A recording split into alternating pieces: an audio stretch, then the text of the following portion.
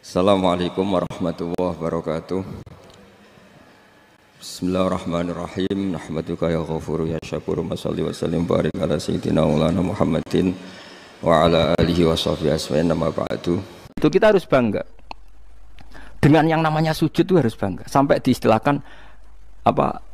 Laula kaya zinatal wujudi ma toba aisi wala wujudi wala taronnam tu napa fi sholati wala ruku'i wala. Andekan ndak ajaranmu ya Rasulullah, saya ini ndak pernah menikmati sujud dan tidak pernah nikmati ruku'. Jadi syarat saya sujud itu ora sekedar kowe metek anggota itu mboten, harus ada taronnum, harus ada kenikmatan yang luar biasa. Karena sujud ini yang menjadikan kita nanti di surga. Sujud ini yang menjadikan kita layak masuk surga. Sujud ini pula yang menjadikan kita sah disebut umat Kanjeng Nabi Muhammad sallallahu alaihi wasallam. Ciri utama umat Nabi ora kok kemenangan politik atau kemenangan dunia mboten, tapi tarohum ruk'an sujud. Umat yang kamu lihat sebagai yang rukuk, sebagai yang sujud. Artinya apa? Kalau Nabi yang soleh diriwayatkan orang soleh, pasti riwayatnya tentang sujud, tentang rukuk. Paham ya? Bareng Nabi diriwayatno LSM sing liberal. Nabi itu tokoh yang menerima semua pihak. Diceritakan Nabi perjanjian dengan orang kafir, kerjasama dengan orang kafir. Yo kok entuk wae dalil. Untuk kondi wae. Aku kadang yo gumun aku sing wong alim ora roh iku roh iku untuk kondi.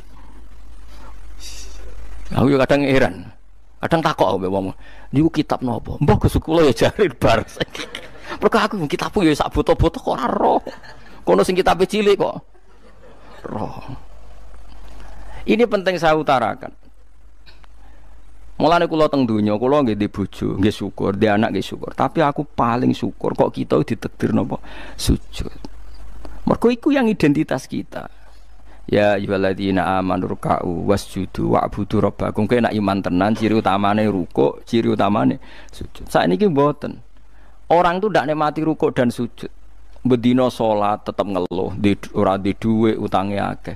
Mestinya ketika nganggap sujud itu segala-galanya, ditakdir sujud itu senengnya bukan Nabi itu nak nyifati sujud saking senengnya. Hatta takuna sajdatul wahidah khairan minad dunya ma fiha. Sehingga satu sujud lebih baik dari dunia dan seisinya. Coba sekarang, nanti kamu di akhirat, identitas kamu yang menjadi sah masuk surga itu hanya sujud kamu. Tapi kita sujud itu biasa wae, seakan-akan ndak nikmat Allah yang luar biasa untuk duit akeh. Ini kan markai tenan. Markai tenan, entek oleh markai. Ini apa-apaan? Kan aneh Allah mengatakan sujud itu spesial, kemudian kita nyifati sujud hal yang biasa. Aneh. Berarti kamu mensifati sesuatu tidak dengan sifat yang diberikan Allah dan Rasul. Allah mensifati sujud itu luar biasa. Mulane kula nu salat iku seneng makmum. Kula sujud itu nikmat tenan. Ya sujud itu wis ngene iki. Mulane kula nu yakin, di antara barokahnya Habib saya itu karena melanturkan beberapa syair yang itu mudawan itu dibukukan ulama-ulama dulu kayak tadi. Laula kaya zinatal wujudi ma toba aisi wala wujudi wala taronnam tu fi sholati wala ruku'i wala sujudi. Taronnam tu nyanyi-nyanyi kecil. Maknane ora sekedar ya tentu ndak nyanyi. Ngono wis dangdutan apa sujud boten. Maksudnya iku menikmati taronnam itu. Kok ora iku sujud perucat gak jelas. Masyaallah ya kok do urip. Kula niku heran. Itu tenang. Coba sekarang sampean lihat surat Fatah yang di akhir. Sifat umatnya Nabi itu apa coba? Tarohum ruk'an sujud. Orang-orang yang kalau kamu melihat aktivitasnya itu ruk'an, melakukan rukuk sujud. Memang kita punya ambisi politik menguasai Indonesia atau apa, enggak apa-apa itu, tapi setelah rukuk dan sujud. Bahkan kalaupun kita berpolitik demi supaya rukuk enggak dilarang, sujud enggak dilarang. Semua porosnya demi napa sujud. Mulane surat Iqra dimulai dan ditutup dengan wasjud waqtari. Sekarang enggak. Umat Nabi ngomong fadhil sujud do pelo. Pelo bisu. Ngomong fadhil sujud wis ra iso. Padahal sujud ini yang identitas kita. Kita masuk surga itu karena sujud. Bahkan ketika kita masuk neraka, iku neraka sing rawani iku walam takulin nar atharos sujud. Neraka itu tidak berani makan bekas-bekasnya. Kayak apa kalau yang sujud itu bathuk kamu, tangan kamu, dengkul kamu, terus hati kamu, fisik kamu. Mana nak sujud? Nak cara fikih sujud itu kan sementing anggota pitu nempel. Gini ku napa al-jabhah wal yaden warukbaten wal qadamen. Berarti itu kan bathuk sitok, pira gen telapakan loro, dengkul loro, terus apa? Delamaan sikil loro. Kemudian ulama ada yang mengatakan harus ma'ata hamulin yasir, sedikit ditekan. Mbok ukurane nganti ngecap ora roh, pokoke niku ukurane niku ditekan apa? Sedikit. Oke. Tapi sebetulnya kalau kamu fair, itu hanya syarat cara fikih. Nak cara Kanjeng Nabi zaman sugeng nak sujud nganti gitu anen. Kulo nu cek apal. Ya Allah sajadalaka wajhi wa sam'i wa basori wa mukhi wa asmi wa sya'ri wa mastaqallat bihi qadami. Nabi nak sujud, ya Allah, jasad saya ini sujud kepada Engkau. Disebut semua. Sya'ri rambut saya, asbi sumsum saya. Sajadalaka wajhi wa sam'i karuan ya. Wa basori wa mukhi sumsum saya. Wa asbi sendi-sendi saya. Wa sya'ri rambut. Iku nunjukno nek iso ke sujud itu total. Mulane kula suwun iku pentinge wong saleh disejarahno wong napa saleh. Para habaib sing saleh-saleh niku nak nyejarahno nabi iku sejarah bahwa nabi itu laula kaya zinatal wujudi matoba aisi wala wujudi. Mane umpama ora didikane jenengan uripku ora ana gunane. Matoba aisi uripku ora ana gunane, ora ana enake blas. Wala wujudi wujudku ya ana gunane.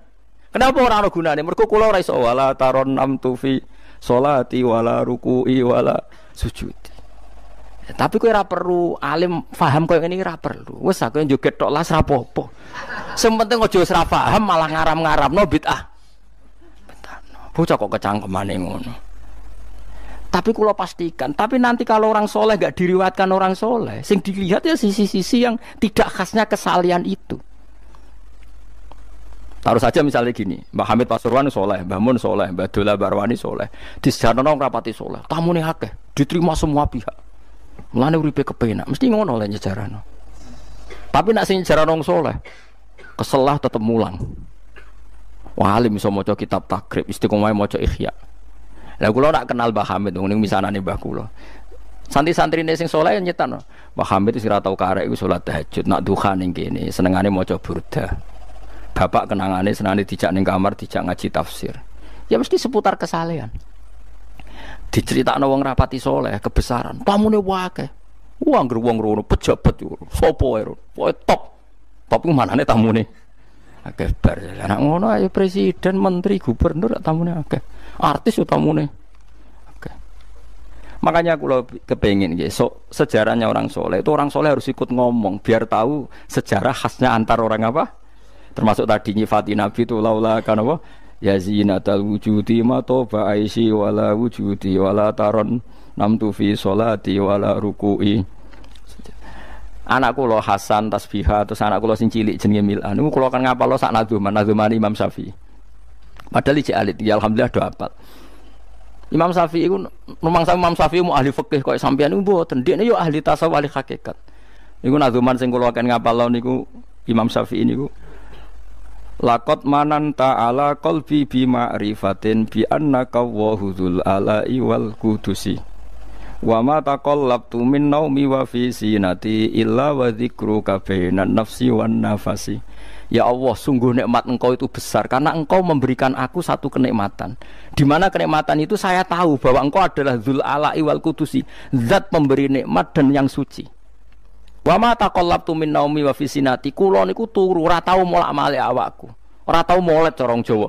Illa wa dzikruka bainan nafsi wan nafsi, kecuali saya ingat Engkau di antara nafas-nafasku ini.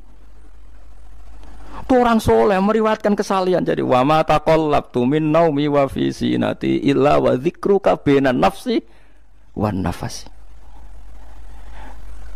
Jadi tapi enggak, sekarang agama itu diceritakan orang-orang yang gila politik, gila kekuasaan. Kita harus kuat. Ya bagus, kita juga enggak ingin ngalami kayak Rohingya, paham ya? Makanya yang soleh-soleh pun jangan anti politik, goblok ya anti politik. Gobloknya tadi, kowe misalnya ramelok politik, sing kuasa orang-orang non muslim, tong fasik terus sholat dilarang, pengajian dilarang, kacau. Lho tenan, kula ketua partai-partai politik cara kan nyucup kula bukan piye-piye ana gunane. Tapi nak kon iman ra gelem bodonine bolak-balik. Tapi kita harus hormat piye-piye menjadikan Islam itu di Indonesia enggak dilarang-larang, enggak dikuyo-kuyo karena penguasanya adalah orang napa? Islam. Tapi bojo mbok imani teman-teman bodonine ya bolak-balik bos watake ora roh wis pokoke bangsa ngono. Makanya ini penting sekali. Makanya saya kemarin itu senang banget sampai surat Sajdah. Ngaji kita adalah ditakdir sampai surat apa? Sajdah. Di mana surat ini mengatakan innama yu'minu bi ayatina alladziina idza dzukiru biha kharru sujada. Orang-orang mukmin sejati adalah orang ketika dibacakan ayat Allah itu langsung napa? Sujud. Tentu sujud ini bisa sujud fisik kayak kita pas sholat, termasuk bisa sujud pikiran, sujud hati, sujud macam-macam. Mulane Kanjeng Nabi kadang-kadang nak sujud tuh ora kok mau muni subhana rabbiyal a'la ta napa sajadalaka wajhi wa sam'i wa basari wa mukhi wa asbi wa sya'ri wa mastaqallat bihi qadam. Jadi rambut wis disebut karena rambut kita ini juga hidup. Wong iso modot, paham kan? Iso kriting barang. Kowe iku bali lho nek sujud mergo. Nabi ku pirsa sujude napa? Rambuté. Paham ya? Tapi kita sujud ya Allah, meneh traweh sing ana sing 8 menit ngono aku gak tok. Iku hakikat ngawur. Mbok gedhingi ku kiai, mbok dukung apa-apaan. Tapi wong sing makome ngono iku nek iso iku dadi imam. Kau nanti wonten cerita teng daerah kula wong soleh alim dadi imam. Imami Jumatan. Bareng sujud lali. Lho wali wong ngenteni itu lho diarani mati ra mati. Akhire muridé ndudul kok. Mbah sampun. Batal sak Jumatan. Semenjak itu dia mengundurkan diri dari imam nopo. Tapi kowe kan gak ngarah sujud nganti ngono. Mulane wong nak salat iku aja nganggo makome sinten? Wong khawas. Yen sak ro kula tiyang-tiyang nak saleh ngimami yo nganggo makom sing adna. Dindekno makome. Lah engko nak pas bengi-bengi tahajud nganggo makom kelas A. Sekali salat iku wis lali. Masyhur. Sampe tak critani salate Kanjeng Nabi nak sholat tu Aisyah turun ning ngarepe. Ya matang-matang ngono ning ngarepe. Ayo Aisyah. Mulai bolak-balik matur, Nabi ku ora digon sholat kowe iku ora. Nek kowe kan digon sholat tapi ora tau sholat. Nabi ki sing digo sholat ya nggon turu niku nggon sare ku digo sholat. Aisyah ya sare teng mriku. Masyhur riwayat hadis yo kaya. Jare Aisyah. Oh Nabi nak ngadeg suwe tak sembujuk sikilku tak jelonjorno. Mergo Nabi nak sujud apa nak ngadeg iku. Minimal 200 ayat. Kulhu mau pirang ayat? 200 ayat. Ngono cek nangis. Fama marra min ayati adzabin illa sta'adza minhu wala marra bi ayati maghfiratin illa astaghfar wa ma marra bi ayati tasbihin illa sabbaha wala bi ayati tahmidin illa hamada wala bi ayati takbirin illa kabbara. Setiap lewat ayat tasbih dia baca tasbih. Setiap lewat ayat istighfar dia membaca.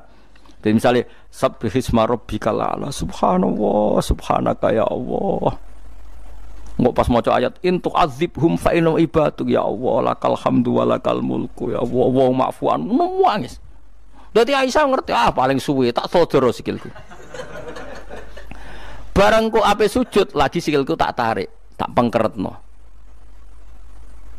Mulane jare ka'annahu lam ya'rifna qat. Nabi itu ketika ndak salat itu teman kita. Tapi nek wis salat seakan-akan ndak kenal kita. Sampai sahabat itu udah bingung, Nabi habis sholat di masjid, sahabat nyun sewu sing sok kenal sok parek. Nabi itu ya talawan, wajahnya rubah kabeh. Karena hulam ya'rif, Nabi itu tidak kenal kita kalau mau sholat.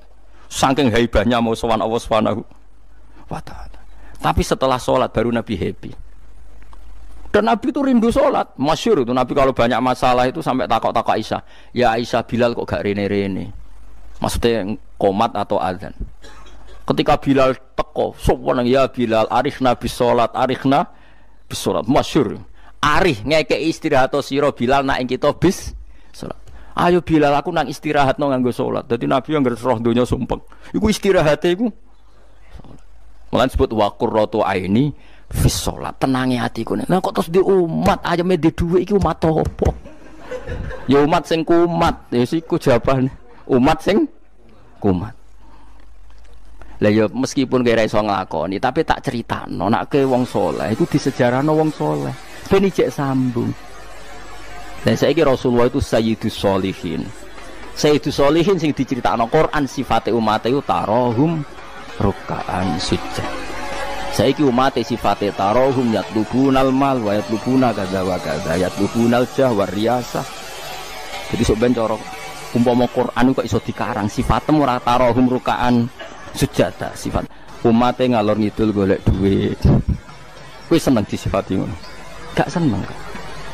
Dan kalau suwun ngaji surat Sajdah niki Kula umpama pantes nuntut Pak Rumanto tak nyembelih sapi. Mergo syukuran surat napa sujud. Tapi kok kowe syukur perkara mangan sapi ku ya elek. Mulane ra usah. Wong ngaji kok syukur perkara nyembelih apa? Sapi. Mulane ra usah. Kula nu khatam Kyai Kampe disyukuri. Nganti saiki ora disyukuri. Tangan-tangan ya bener ra disyukuri. Ben syukure mergo khatam hitam ora perkara nyembelih sapi. Tapi insyaallah kuat asline kuat. Bangune ra kuat sak menaki urunan 5.000 cukup. Golekno sapi kuru ampun. Terus sapi sing wis kesemper. Tapi kula suwun, ya mulane kula suwun aja geman mengabaikan sejarah versi wong soleh. Termasuk versi dia tiang-tiang soleh. Cek saking kalangan habaib, cek sing kalangan ulama. Pokoknya tiang-tiang napa? Soleh itu khas. Cara seneng Nabi itu khas. Kowe iso nyifati Nabi kayak tadi. Laula kaya zinatal wujudi ma to ba'isi wala wujudi wala taron namtu fi sholati. Jajal Kanjeng Nabi versi wong-wong politikus malah diseru Nabi itu pemersatu pan Arabik. Dulu Arab itu gini-gini. Setelah ada Nabi, iku yo iya ya sifatnya Nabi. Tapi gue apa mbok omah ngomongno kowe sujud ora iso kok ngomong ndok dinti. Pertama Iqra turun ya wasjud. Iku variasi-variasi setelah ada kekuatan politik, ono variasi-variasi sifat-sifat Nabi yang datang kemudian. Tapi sifat permanennya ya wasjud waqtar. Paham maksudnya? Paham tenan to ora? Paham ya alhamdulillah. Soalnya nak sing ora paham ya mbok paham. Ben nyenengno guru. Nyenengno guru ku ibadah. Pokoke eling-eling surat Fatah ya sing akhir napa? Tarahum rukaan sujud. Walahum lan ora ana te wong akeh yung doruna dikai tempo sapa wong akeh. Yumhaluna tegese dikai tempo sapa wong akeh li taubatin krana tobat au makdiratin utawa ngekeki alasan.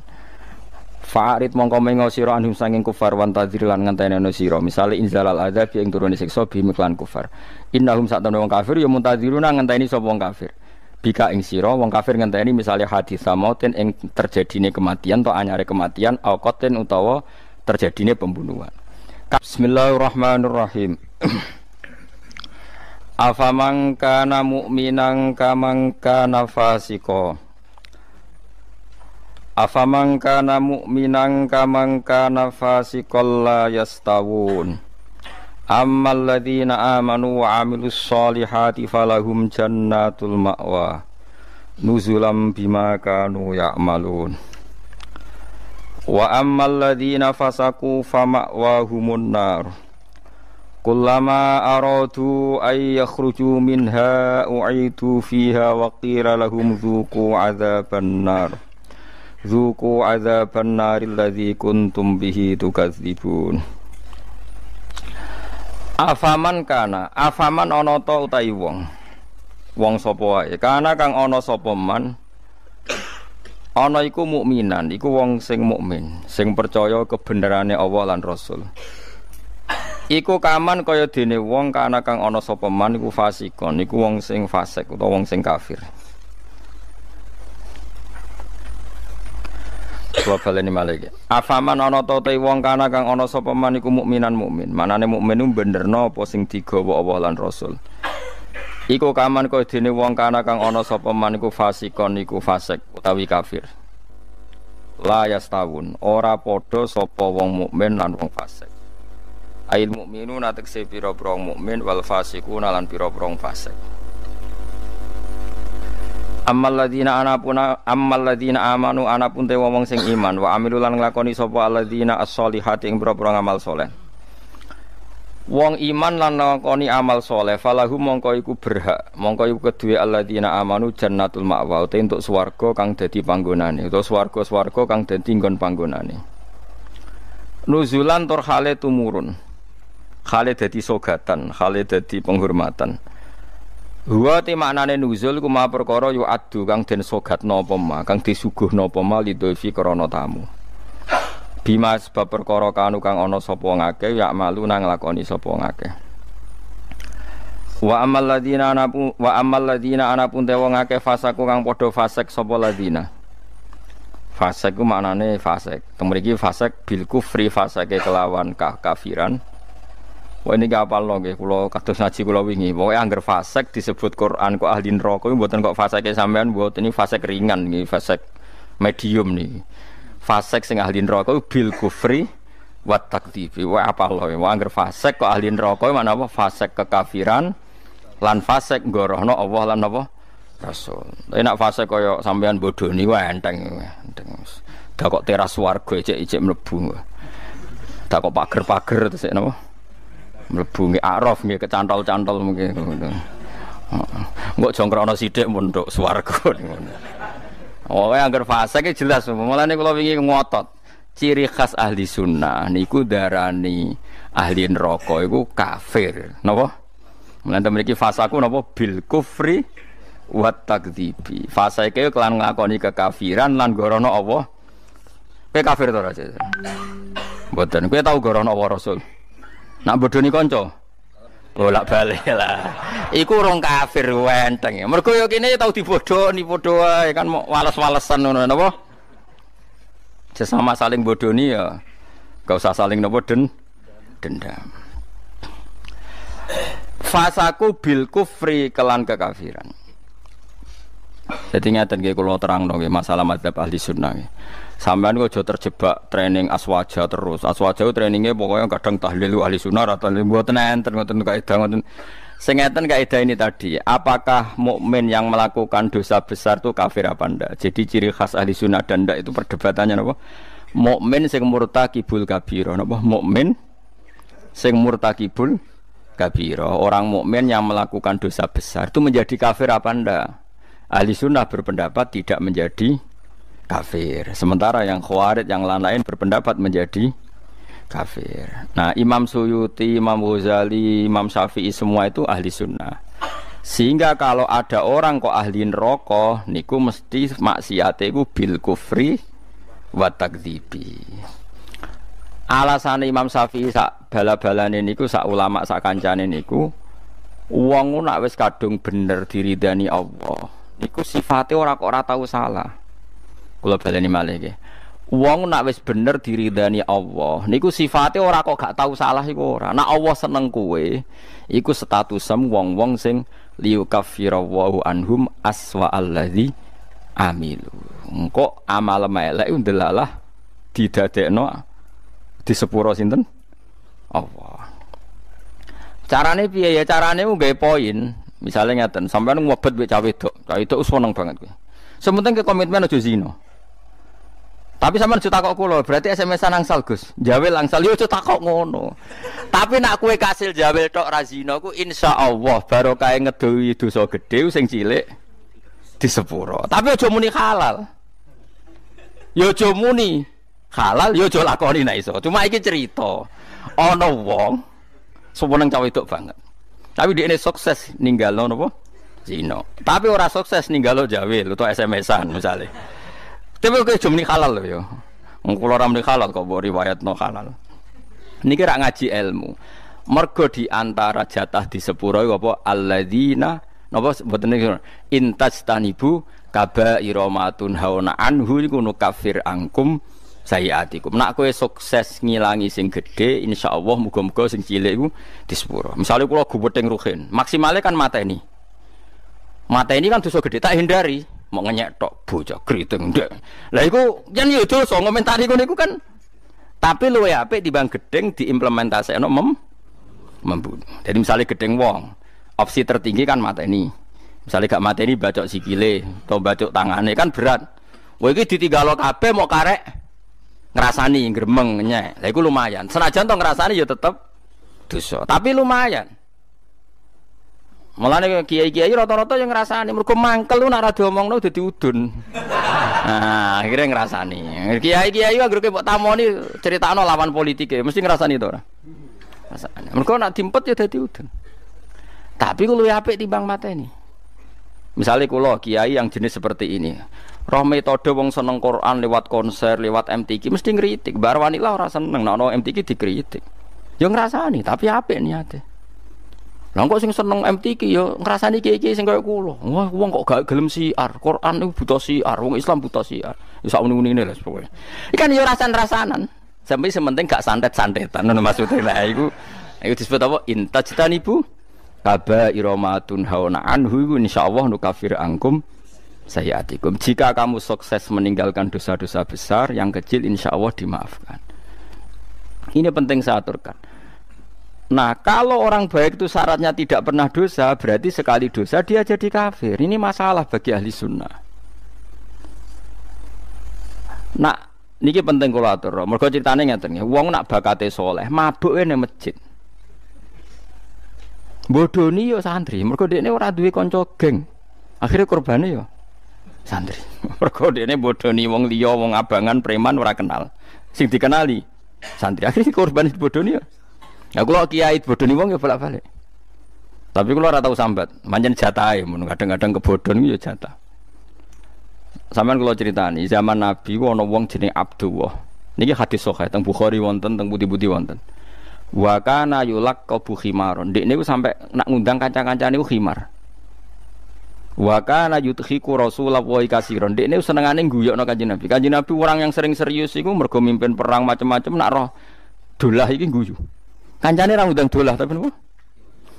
Iku nak mabuk ini masjid Kanjeng Nabi. Mboten trimo masjid mriki mboten.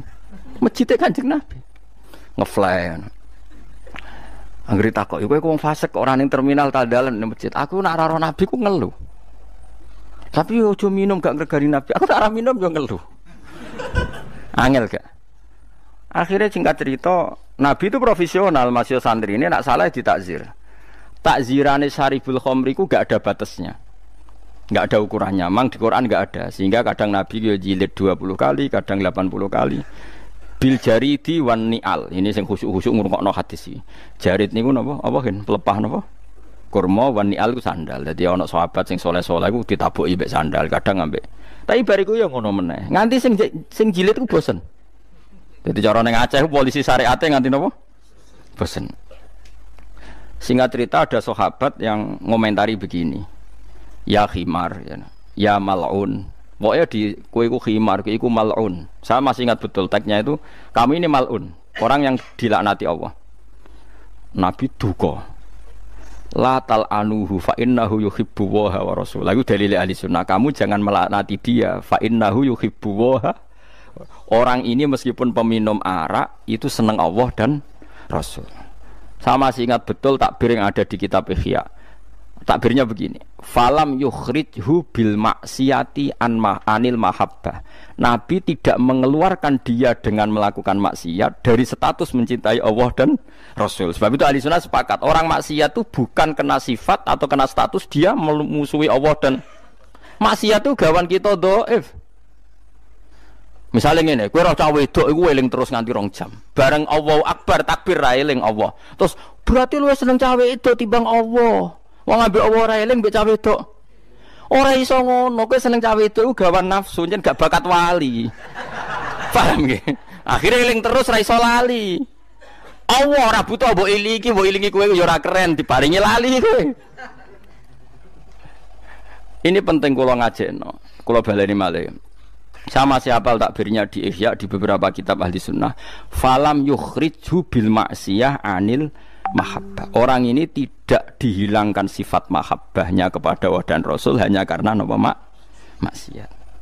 Karena maksiat itu gawan bodoh, gawan lali, gawan ngebet, gawan macam. Misalnya kayak dia anak papat, bojomu setia, katut rondo. Terus ana wong muni ngene, dadi yo katut rondo lali anak bojo, ora lali ora masalah. Cuma ora iso lali rondo, tapi ora lali anak bojo. Wong nyatane dhuwit jadi dibagi jatah anak yo ono jatahe. Cuma wong sing gedeng darani kowe iku lali anak. Ora lali mulai ditakoki jenenge anake yo jek roh. Kelas pirone yo jek. Cara ditakoki, "Lah kok ora mbok rabi wae, sungkan anakku." Lho jek roh ta ora? Ijek. Tapi ora iso lali rondo iku luwih anyar misale. Nah, yus ngono iku. Selama ini kamu kan ya begitu. Saiki ngene aku takok. Kowe nyebut dhuwit mbek Allah sedina akeh dia. Akeh dhuwit. Kerja ya demi dhuwit. Ngamuk bojo demi dhuwit. Bariku mbok tabung ning bank ono, ning plisiran lemari ono, ning kethu ono. Terhormate dhuwit di mana-mana ada yo eling, ning kethu yo eling, ning lemari yo eling. Bareng dhuwur pas mergo lali aku, jebule wis mentek wektune dhuwur. Terus kowe tak wah berarti menuhankan uang. Enggak ada seperti ini. Apa iku wis persona kita iku dhaif, napa kita niku dhaif. Sehingga ahli sunnah mengatakan semua kesalahan itu ya kesalahan saja, tapi tidak menjadi kafir, tidak menjadi, bukan berarti kita tidak cinta Allah dan Rasul.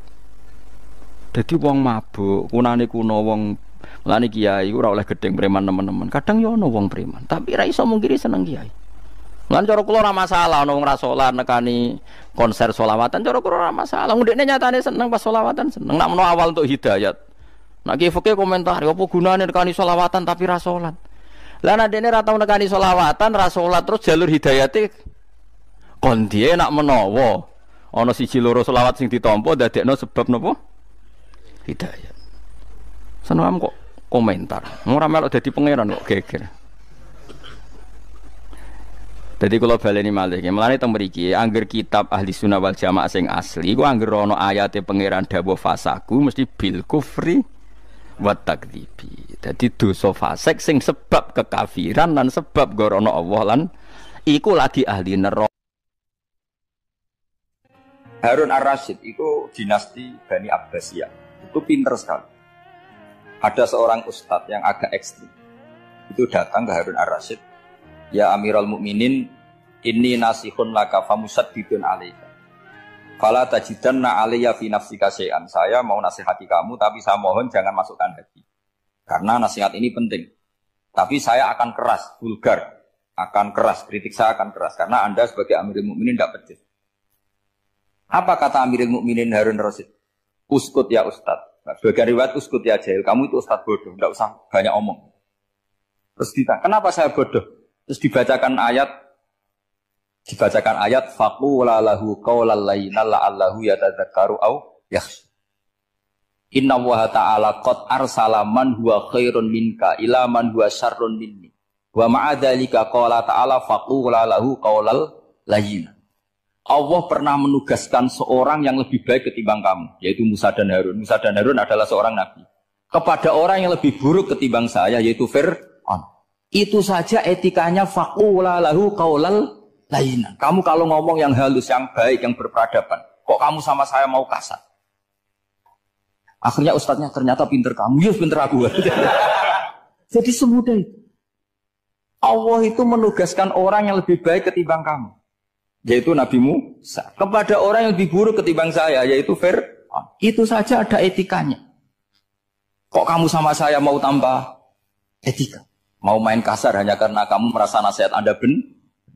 Jadi gampang sekali memahami Quran. Tapi lagi-lagi memang bagi ahlinya. Tapi ini saya bantu supaya sampean jadi ahli apa? Quran.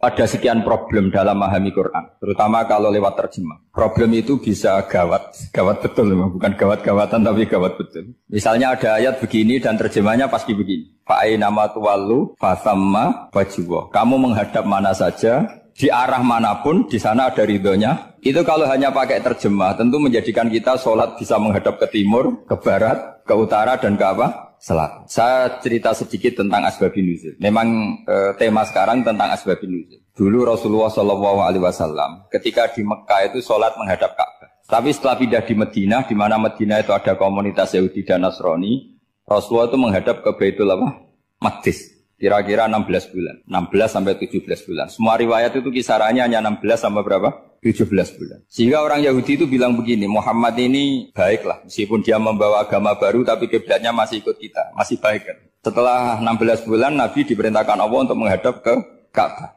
Fawal liwajhaka syatral masjidil haram. Maka orang Yahudi itu berontak. Berontaknya adalah kiblat mereka ditinggalkan. Cara berpikir orang Yahudi itu kiblat mereka ditinggal. Sehingga mereka bilang mawallahum an qiblatihim allati kanu 'alaiha. Apa yang menjadikan umat Islam berpaling dari kiblat Baitul Maqdis. Kemudian mereka provokatif betul. Ini perlu diperjelas. Provokatif. Bilang begini, "Inna Muhammadan tahayyara fi din." Muhammad ini bingung dalam beragama. Sehingga habis ngomong A ngomong B, habis kiblat Ka'bah, kiblat Baitul Maqdis. Sehingga dalam banyak tarikh disebutkan peristiwa kiblat itu terbanyak melahirkan orang murtad, orang yang keluar dari Islam gara-gara provokasi orang Yahudi. Muhammad tahayyara fi dini. Muhammad itu bingung dalam menentukan pilihan apa? Beragama. Kemudian walhasil singkat cerita akhirnya Nabi itu madhep Ka'bah. Apa yang terjadi mukjizat itu adalah bahwa agama ini agama yang mewakili semua agama sebelumnya yang masih orisinil. Yaitu Nabi akhirnya berargumentasi Ka'bah adalah kiblat yang asli, yang lebih tua. Terus mereka tanya, buktinya apa? Dijawab oleh Quran, fihi ayatum bayyinatum maqamu apa?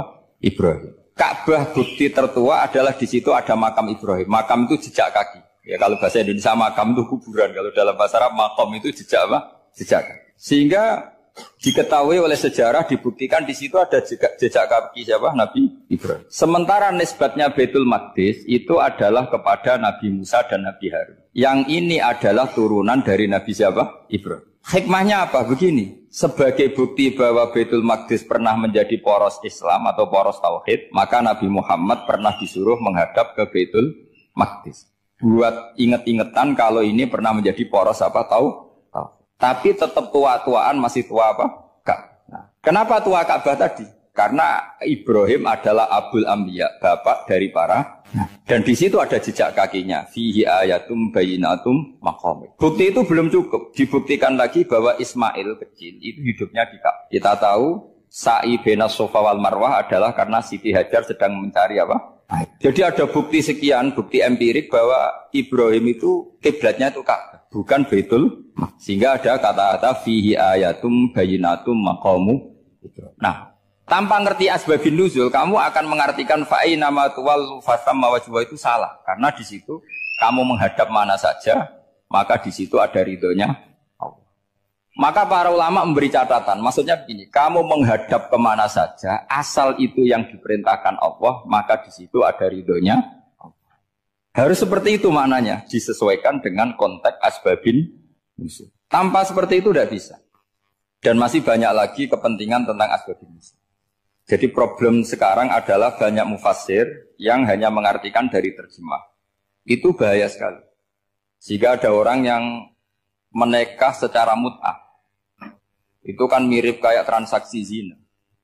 Mereka berdalil famastamta'tum bihi minhunna fa'atuhunna ujurahun. Perempuan yang sudah kamu nikmati, yang penting kamu bayar. Terjemahnya seperti itu. Karena ujur itu jamaknya ujroh. Itu fatal sekali. Padahal ayat itu begini, settingannya begini. Setting siakul kalamnya atau asbab nuzulnya begini. Ini sekaligus, memang saya sengaja ngaji dengan tema yang berat. Bentuk penghormatan pada yang ngaji. Kalau temanya ringan kan kayak TPQ. Begini asbab nuzulnya begini. Wal muhsanatu minan nisa yang awal juz 5 itu, ya kita santai aja. Yang awal juz 5 itu sebetulnya maktuf, diatafkan pada ayat hurrimat alaikum ummahatukum wa banatukum wa akhwatukum wa ammatukum wa kholatukum wa banatul akhi wa banatul ukhti. Jadi perempuan yang haram dinikah itu ada 7. Yang faktor nasab, yaitu siapa? Ibu, putri, saudara putri, bulik dari bapak, amah itu bulik dari bapak, kholah itu bulik dari ibu, keponakan dari saudara lelaki, keponakan dari saudara perempuan. Ini disebut haram karena nasab gen. Kalau orang Jawa bilang hanya 4 karena ngitungnya bulik baik dari bapak maupun ibu. Kalau orang Jawa bilang kan bulik terus keponakan dihitung 1. Padahal ada keponakan dari saudara lelaki, ada keponakan dari saudara apa? Perempuan. Wa banatul akhi wa banatul ukhti. Terus kedua, haram karena rodok. Kita tahu dalam hukum Islam, rodok adalah sama dengan nasab. Jadi ibu yang pernah menyusui kamu berarti jadi ibu kamu. Dan saudara sepenyusuan berarti menjadi saudara kamu. Ini disebut wa ummahatukumul lati arda'nakum wa akhwatukum minar rodok. Terus ketiga, haram karena musoharoh, karena besanan. Jadi pagi ini misalnya saya nikah dengan Sri, bilang qabil tu nikaha wa taswijaha bil maril maghfur. Setelah nikah dengan Sri ini otomatis ibunya dia menjadi mertua. Otomatis haram saya apa? Nikah. Ini namanya haram karena musuh. Atau kamu punya anak Zaid. Zaid pagi ini akad dengan Sri. Berarti Sri adalah menantu Anda. Otomatis haram bagi Anda. Itu namanya haram karena musuh. Karena bisanan. Itu yang disebut waroba apa haram-haram itu kan saat terus itu wa ummahatu nisaikum. Apa ibu dari istri-istri kamu. Memang ini agak jelimet, tapi memang syaratnya mufassir harus biasa jelimet. Jangan hanya nyari partai ayat-ayat untuk kepentingan partai. Wah itu ngeri. Kacau Quran dipakai kampanye. Terus itu berarti sudah 3 kan? Haram karena nasab, karena rodok, haram karena musuh. Terus yang keempat ini, haram yang bukan karena sebab pada seorang perempuan, tapi karena istri orang. Disebut wal muhsanatu minan nisa. Haram menikahi perempuan yang masih milik orang lain. Nah, orang lain yang menikahi ini, istilahnya Allah adalah lelaki yang menikahi perempuan ini adalah lelaki sing muhsinina ghairu musafihin, secara nikah yang sah. Nah, nikah yang sah itu begini dalam hukum fikih Islam. Saya nikah dengan Sri, kalau hanya akad, itu saya wajib bayar mahar hanya separuh. Jadi kalau saya janji bayar 1 miliar, berarti wajib bayar berapa? 500 juta. Kalau janjinya 100 juta, hanya bayar 50 juta. Itu yang wajib bil akdi. Nanti wajib sepenuhnya nunggu bil jima. Kalau sudah hubungan intim, baru wajib 100%. Jadi kalau ada di Jawa, nikah dengan seperangkat alat sholat, itu yang atasannya tok, itu wajib karena akad. Nanti bawahnya nunggu setelah hubungan apa? Intim. Ini hukum Quran, bukan hukum saya. Makanya kan wa in talaqtumuhunna min qabli an tamassuhunna, terus fanis fuma faradtum. Hanya wajib bayar setengah. Nah, perempuan yang sudah diajak hubungan intim itu kata Allah fa'atuhunna ujurahun, maka wajib kamu bayar penuh. Jadi ayat itu tentang perempuan yang sudah dinikah, kita harus bayar berapa? Harus bayar penuh. Ini penting saya utarakan. Nah, problem kita sebagai orang Indonesia, ini juga problem Pak On, problem semua kiai. Mahar di Indonesia itu nggak bisa dibahas di Quran. Karena keterlaluan, kecilnya itu keterlaluan. Saya ini kan kiai, sering ngakatkan itu sampai bosan, seperangkat alat sholat itu ngawur sekali. Ini mbak-mbak harus nggak mau gitu. Saya provokasi minimal itu ya berapa? 100 juta berapa? Pantasnya berapa? Pantasnya berapa? 10 gram itu berapa nilainya? Kan 1 gram 500 ribu, baru 5. Ya sudah mendingan itu 10 gram. Quran itu bayangannya gini, sambil latihan, yang hafal-hafal biar latihan. Jangan dapat beasiswa karena hafal tapi nggak jelas juntrungannya. Quran itu bayangannya gini, ini nggak mungkin Quran ini bisa dibaca di Jawa. Wa in aradtum mustibdala zawji makana zawji wa ataitum ihdahunna qintaran fala ta'khudhu minhu syai'a. Jika kamu nikah sama seorang perempuan, kemudian kamu cerai, maka mahar yang sudah kamu berikan jangan ambil lagi. Karena mahar di Arab itu mahal, 100 juta, kadang mobil Alphard, kadang GMC. Sehingga setelah menceraikan tuh kebayang menarik. Kok enak, dulu saya memberikan itu kan karena dapat servisnya, sekarang sudah saya cerai, saya tarik. Kalau mahar di Indonesia kan seperangkat alat sholat. Jadi gak kebayang ada kalimat fala ta'khudhu minhu syai'a, jangan ambil lagi. Kebayang ngambil aja enggak? Apalagi kalau nikahnya sudah 2 tahun kan sudah lusuh, sudah. Tapi kalau di Arab itu kebayang karena mahal. Makanya orang Arab suka nikah orang Indonesia karena murah. Jadi bahasa kintoron itu harta yang enggak ternilai. Wa ataitum ihdahunna kintoron. Yang enggak ternilai, mahal betul. Itu pernah saya hitung, ada yang mahar itu 400 juta, ya sekira segitu. Nah makanya setelah dicerai, Allah memperingatkan setelah kamu kasihkan, ya jangan minta lagi. Kenapa kepikiran minta? Karena jumlahnya besar. Kalau di Indonesia kepikiran nggak minta, ya? Nggak kepikiran, saking kecilnya. Seperangkat alat sholat, kadang 1 juta. 1 juta itu setelah hubungan intim, sebelumnya yang wajib hanya 500. Itu kan nggak kebayang. Makanya susah ngartikan Quran di Indonesia, kadang susah, karena kadang terlalu. Itu pernah Sayyidina Umar radhiyallahu anhu pernah bilang begini, wahai para perempuan, mahar itu jangan mahal-mahal, kasihan para lelaki. Itu ada perempuan alimah, ya orangnya alim betul. Itu usul langsung gini, ya Amirul Mukminin, laisa dzalika laka ya Amirul Mukminin. Waqad qala ta'ala wa ataitum ihdahunna qintaran. Kamu hanya seorang Amirul Mukminin, tidak berhak bikin aturan pembatasan mahar. Allah saja tidak batasi, kenapa kamu batasi? Sehingga dulu yang namanya nikahnya Sulaiman Agung atau Jamaluddin siapa Ratu Agung, kalau hadiah ya sampai tas mahal itu. Ini kan dari bahasa Arab mumtaz mahal. Mumtaz itu istimewa, mahal itu tempat. Dia punya istri yang sangat dicintai, dikasih hadiah mumtaz mahal. Terus ilat Jawa jadi apa? Tas mahal. Itu sama Mujid Ulil Albab kalah. Itu kalau cerai kan kepikiran minta lagi. Dikasihkan yang baru. Tapi kalau di Indonesia tidak mungkin karena apa tadi? Seperangkat alat sholat. Udah gitu nyari yang murah lagi. Yang bagus pitanya, bungkusnya yang bagus. Maka nggak mungkin kita maknani Quran tanpa mengenal yang bernama asbabin nuzul. Karena makna ayat itu bisa kacau kalau kita tidak tahu asbabin nuzul. Yaitu kayak tadi makna fa'ina ma tuwallu fasamma wajhuhu. Itu maknanya kan kamu menghadap mana saja, boleh saja di sana ada ridhonya Allah. Berarti kan bisa ke timur, ke selatan, ke utara, ke barat. Itu bahaya betul. Sehingga kata ulama harus mengkaji asbabin nuzul. Supaya porsi ayat ini sampai semana jauhnya itu kita tahu. Tanpa tahu itu tidak bisa. Begitu juga menyangkut kiblat.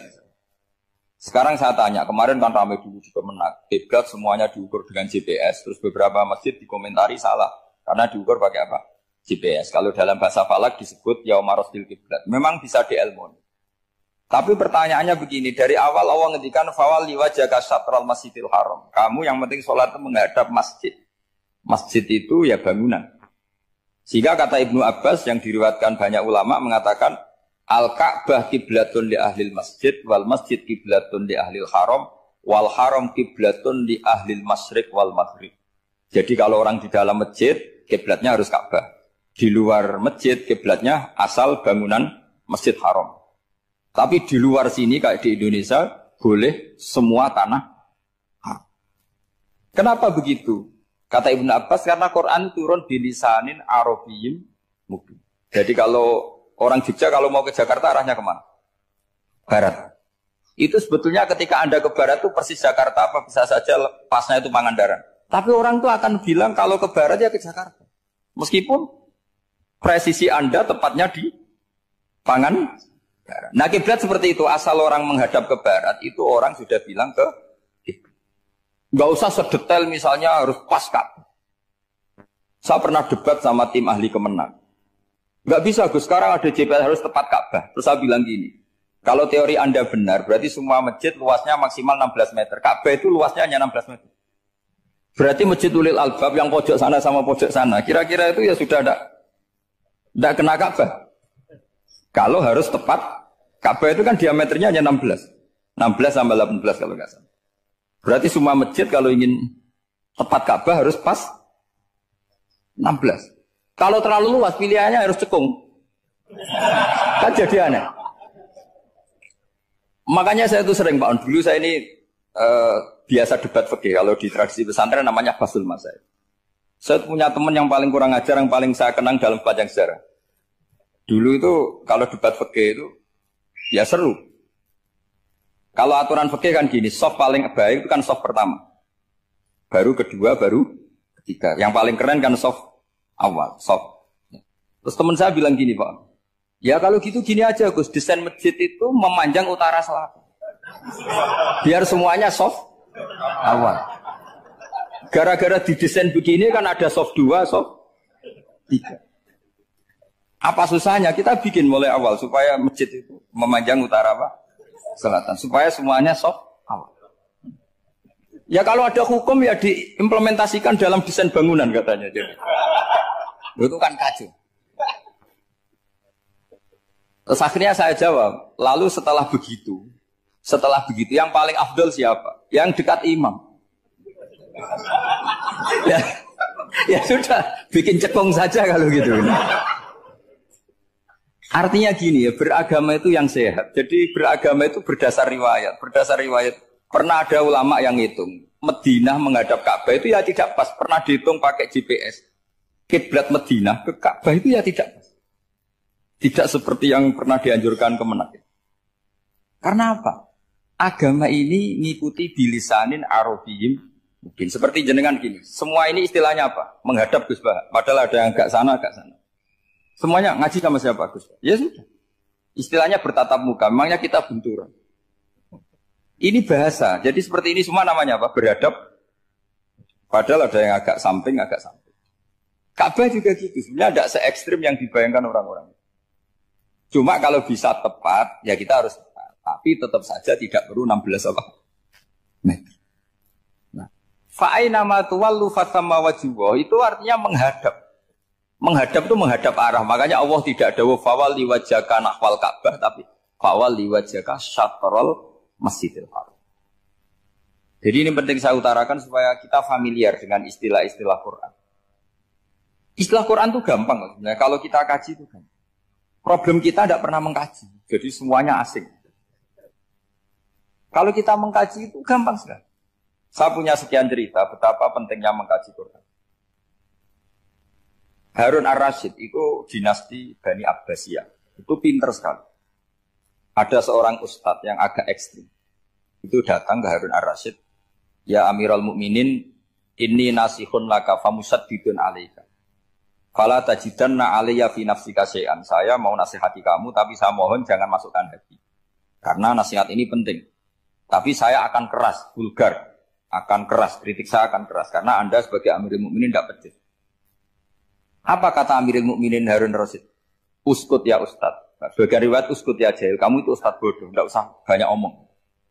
Terus ditanya, kenapa saya bodoh? Terus dibacakan ayat faqula lahu qawlan layyinan la'allahu yatadzakkaru aw yakhsha. Inna Allaha ta'ala qad arsala man huwa khairun minka ila man huwa syarrun minni. Wa ma'a dzalika qala ta'ala faqula lahu qawlan layyinan. Allah pernah menugaskan seorang yang lebih baik ketimbang kamu, yaitu Musa dan Harun. Musa dan Harun adalah seorang nabi. Kepada orang yang lebih buruk ketimbang saya, yaitu Fir'aun. Itu saja etikanya faqula lahu qawlan layyinan. Kamu kalau ngomong yang halus, yang baik, yang berperadaban, kok kamu sama saya mau kasar? Akhirnya ustadznya ternyata pinter kamu, yes pinter aku. Jadi semudah itu.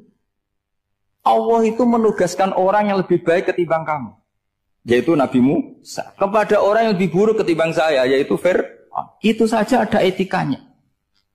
Kok kamu sama saya mau tambah etika? Mau main kasar hanya karena kamu merasa nasihat Anda benar? Jadi gampang sekali memahami Quran. Tapi lagi-lagi memang bagi ahlinya. Tapi ini saya bantu supaya sampean jadi ahli apa? Quran. Meskipun ngajinya sebulan sekali. Sudah sebulan sekali tidak punya kitabnya. Sudah. Jadi ulama dulu kalau belajar Quran itu gampang. Saya berkali-kali cerita. Yang kitab saya baca di rektorat namanya Sajaratul Ma'arif. Itu kalau cerita bikin judul itu enak sekali. Babuna fil ibad bikullil bilad. Bab seseorang di mana saja hidupnya harus bermanfaat. Terus dalilnya itu hanya mengutip makalahnya Nabi Isa, wa ja'alani mubarakan ainama kuntu. Ciri utama seorang nabi apa? Saya di mana-mana adanya berkahi orang lain. Jadi berkah bagi orang lain. Maksudnya tidak jadi problem bagi orang lain. Artinya kamu hidup entah di Jogja seperti Pak Ono orang Jember, saya orang Kembang. Hidup di Jogja manfaat, di Jember ya manfaat, di mana-mana. Saya pernah di Korea seminggu ya manfaat. Saudara kita TKI yang di Korea ya manfaat. Di sana bikin masjid, bikin apa. Karena ngendikane Allah menceritakan Nabi Isa siapa? Wa ja'alani mubarakan ainama kuntu. Saya adalah orang yang di mana-mana berkah. Artinya manusia eksistensinya harus seperti itu. Hidup di mana saja berkah. Gampang sekali memahami. Pernah Imam Syafi'i ditanya, kalau kamu nggak kehilangan air atau nggak ada air di satu daerah, cari-cari dulu. Sampai nggak ketemu. Setelah nggak ketemu air, baru kamu boleh tayamum.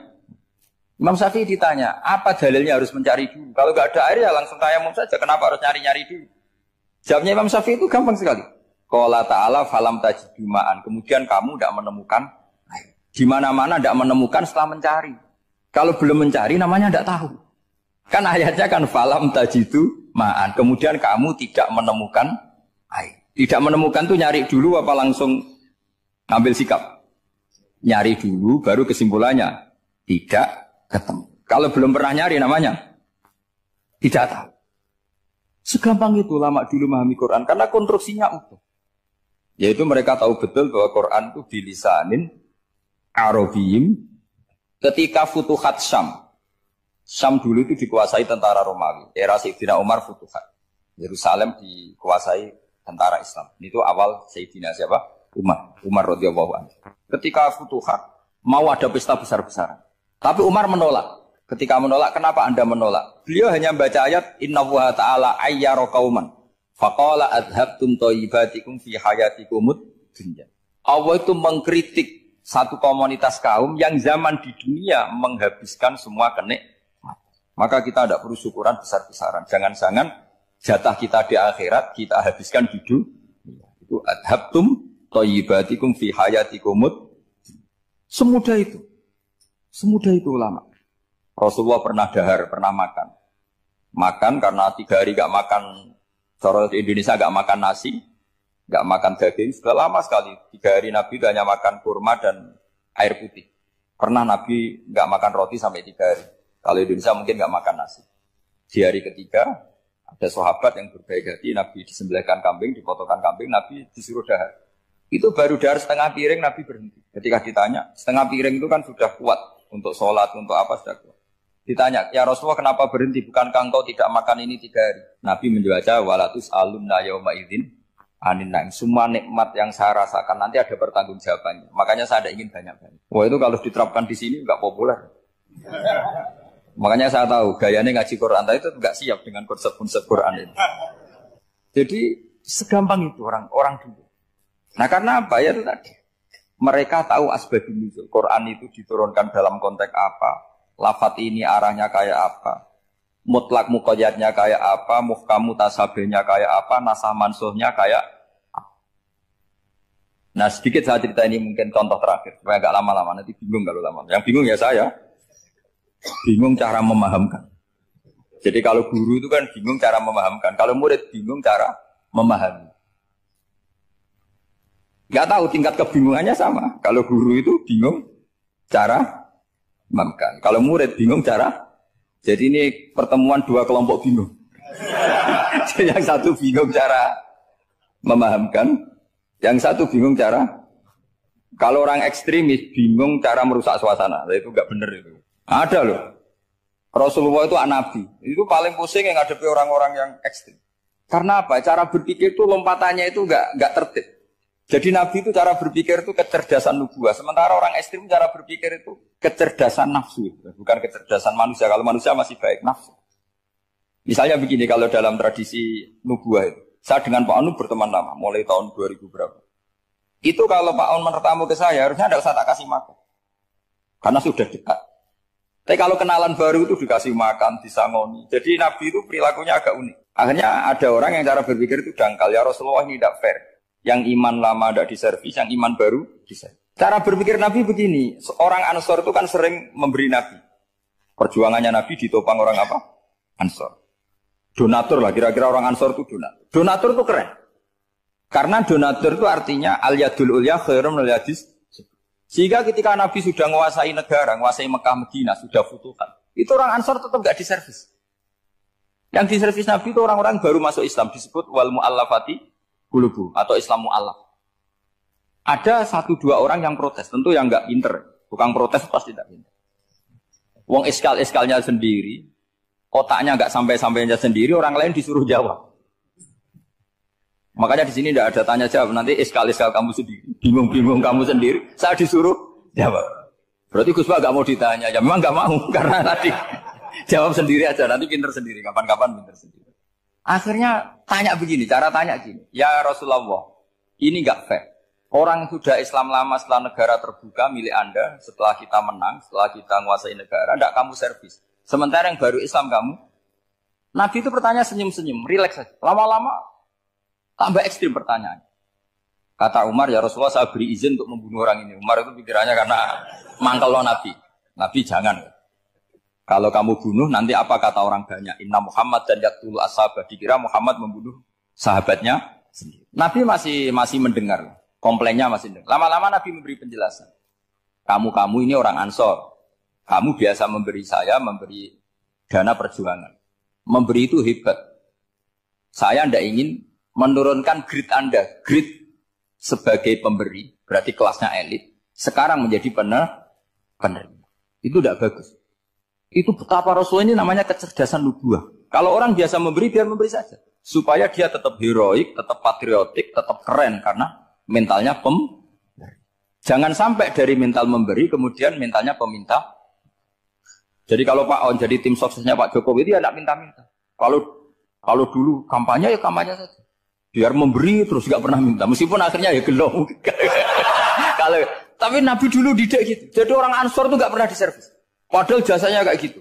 Supaya kelasnya tetap kelas elit. Yaitu pemberi, penanggung jawab. Nabi gak ingin orang Ansor turun grade menjadi penerima. Orang-orang yang cerdas nubuah menerima konsep Nabi seperti itu. Tanya sama Pak On, saya ada Daniko terjemahan UI itu puluhan tahun sama Pak. Itu beliau ke kontrakan saya ke rumah beliau. Tidak pernah berharap apa. Saya sangat tertutup. Bukan apa-apa ya, kalau ingin memberi saja. Kontribusi saya pada Al-Quran. Saya tidak kepikiran mendapat. Supaya heroik. Tapi orang-orang yang cerdas tadi, cerdas amatir tadi, ini nggak fair.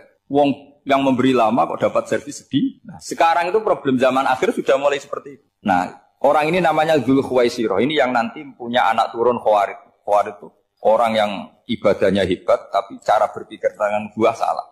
Kalau orang lagi Khawarid itu orang yang ibadahnya hebat, tapi cara berpikir nubuah salah. Nubuah itu unik. Nubuah itu cara berpikir tadi. Apa ya? Melihat sesuatu yang benar biar benar terus itu. Yaitu tadi, mental memberi itu ya biar memberi terus, tidak usah di-share. Maka ketika Abu Bakar jadi khalifah Rasulullah, itu ada sistem kepegawaian. Itu gajinya Umar yang sudah Islam lama, gajinya Abu Bakar yang sudah Islam lama. Itu sama Abu Sufyan sama, padahal Islamnya Abu Sufyan baru setelah Fathu Mekah, kira-kira baru setahun. Terus diprotes sama orang-orang, ini Islam lama kok gajinya sama Islam yang baru setahun kok sama. Kata Abu Bakar, fadailuhum indallah. Mereka punya kelebihan Islam lama itu indallah. Nanti balasannya biar surga. Kalau di dunia sesuai profesinya. Artinya profesi kalau penjaga kantor ya berapa, kalau dosen berapa, pokoknya ya sudah. Dan itu diterima oleh sahabat. Semuanya menerima konsep itu. Era Umar agak dibalik. Abu Sufyan kira-kira gajinya 1 juta, yang lainnya yang menangi Nabi mulai awal gajinya 10 juta. Ditanya, ya Umar, kenapa ini jadi rubah seperti kebijakan Abu Bakar, tidak seperti Abu Bakar? Jawabnya Umar lucu. Fawwah la usawwi baina man qatala Rasulullah wa baina man qatala ma'a Rasulillah. Demi Allah saya tidak akan pernah menyamakan orang yang dulu merangi Rasulullah yaitu Abu Sufyan dengan orang sing selawase dari Rasulullah yaitu Sayyidina Ali dan sebagainya. Ini penting. Artinya ketika gajinya orang saya seperti Ali radhiyallahu anhu itu tinggi itu bukan karena lamanya Islam, tapi karena lamanya iman. Jadi mulai dulu ijtihad itu ada dan dulu dia biasa saja. Karena tadi ada kecerdasan nubuah. Saya ulang lagi, ada kecerdasan apa? Sekarang itu kecerdasan toma atau kecerdasan nafsu. Itu kalau sampai ngaji kitab tasawuf, itu bab bakhil itu tidak ada. Menurut kitab tasawuf, medit itu tidak ada, kikir itu tidak ada. Yang ada itu toma. Toma itu berharap dikasih orang lain. Sampean pernah enggak bilang kalau artis-artis di Jakarta kikir? Tidak pernah kan? Karena kamu tidak pernah ingin diberi. Tapi kalau kamu punya pacar karena kenal tidak pernah ditraktir, oh pacar saya kikir. Karena kamu ingin diberi. Pernah enggak kamu hukumi orang lain kikir yang enggak kenal? Padahal tidak pernah memberi kamu. Apa kak? Karena kamu tidak pernah ini. Coba sekarang kamu saya tanya, ini latihan cerdas. Definisi kikir itu apa tuh Pak? Enggak pernah memberi kamu kan? Artis-artis Jakarta, tokoh-tokoh nasional pernah enggak memberi kamu? Enggak kan? Tapi enggak pernah kamu vonis kikir. Karena kamu enggak pernah tahu. Tapi pacar kamu, kok amin ditraktir terus. Atau istri kamu, atau mertua kamu, kok enggak ngasih warisan, kamu bilang kikir enggak? Sebabnya kikir betul apa karena kamu tomak, berharap? Tomak. Maka di kitab tasawuf itu enggak ada bab kikir, yang ada bab tomak. Karena asal usul menvonis orang kikir itu karena tamak. Maka jangan banyak kenal orang, nanti banyak hukum kamu. Sombong juga gitu. Di tasawuf itu enggak ada bab sombong. Karena orang hukumi orang lain sombong itu karena kamu ingin dihormati. Ada orang enggak kenal. Terus lewat saja enggak tanya kamu. Kamu bilang sombong enggak kan? Tapi kalau kenal, oh sombong betul, kenal enggak tanya kan gitu. Jadi tasawuf itu sisi unik dari terus ingin kenal Pak Jokowi ingin jadi menterinya, nanti kenal rektor ingin jadi pegawainya. Ketika enggak diturutin bilang Pak Rektor kikir. Tapi orang lain ya kak pernah berharap. Mungkin enggak menvonis Pak Rektor atau Pak On ini kikir, enggak kan? Berarti vonis kikir itu status orang itu apa enggak kesampaian niat kamu? Memang agak jelimet ilmu tasawuf itu, tapi itu unik. Itu bagian dari khazanah apa? Islam. Makanya Rasulullah itu sering isti'adah minta perlindungan wa min toma'in fi ghairi matma'in. Ya Allah, saya tidak ingin berkeinginan yang tidak layak. Ya Pak, kamu protes negara itu karena apa? Ingin makmur sejahtera tanpa kerja, sehingga nyalakan menteri keuangan, menteri ini itu. Makanya kalau guyonannya ulama tasawuf begini, tak beri bocoran. Guyonannya orang tasawuf. Begini guyonannya. Anta lam tajid min nafsika kullama turid. Fa kaifa turidu min ghairika kullama turid. Kamu yang punya keinginan saja tidak bisa memenuhi apa yang kamu inginkan. Kenapa keinginan itu kamu timpakan ke orang lain untuk memenuhi kamu? Wong kamu yang punya keinginan saja tidak bisa mewujudkan. Kenapa keinginan Anda kamu timpakan, bebankan orang lain untuk memenuhi keinginan Anda? Misalnya kamu, Gus saya ini goblok, tolong pinterkan. Wong kamu yang ini saja tidak bisa. Kok menyuruh saya?